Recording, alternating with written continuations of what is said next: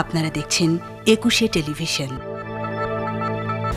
সাধারণ মানুষের হয়রানি কমাতে ভুয়া গ্রেফতারি পরোয়ানা রোধে ৭ দফা নির্দেশনা দিয়েছেন হাইকোর্ট। গ্রেফতারি পরোয়ানা কার্যকরের আগে পরোয়ানা ইস্যুকারীকে সংশ্লিষ্ট আদালত থেকে নিশ্চিত হওয়ারও নির্দেশনা দেওয়া হয়েছে। রিপোর্ট মাহমুদ হাসানের।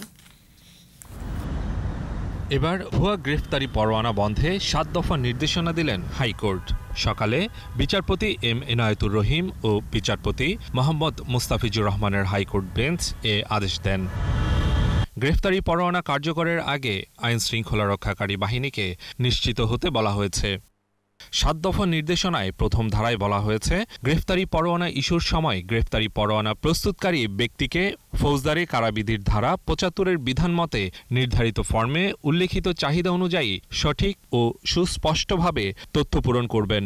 যে ব্যক্তি বা যে সব ব্যক্তি পরোয়ানা কার্যকর করবেন তার বা তাদের নাম এবং পদবি ও ঠিকানা সুনির্দিষ্টভাবে উল্লেখ করতে হবে। ভুয়া গ্রেফতারি পরোয়ানার বিরুদ্ধে প্রতিরোধ রোধে ৭টি দফা নির্দেশনা দিয়েছেন।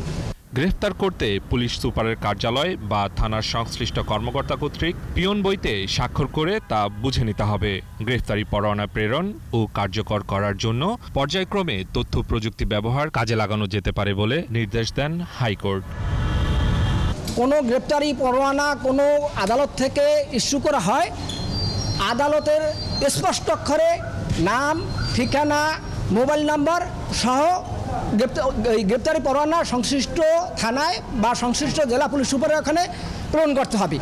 আদেশ বাস্তবায়নের জন্য স্বরাষ্ট্র মন্ত্রণালয়ের জননিরাপত্তা বিভাগের সচিব, সুরক্ষা ও সেবা বিভাগের সচিব, আইন সচিব, পুলিশের মহাপরিদর্শক, মহাকারা পরিদর্শক ও সুপ্রিম কোর্টের রেজিস্ট্রার জেনারেলকে নির্দেশ দিয়েছেন আদালত।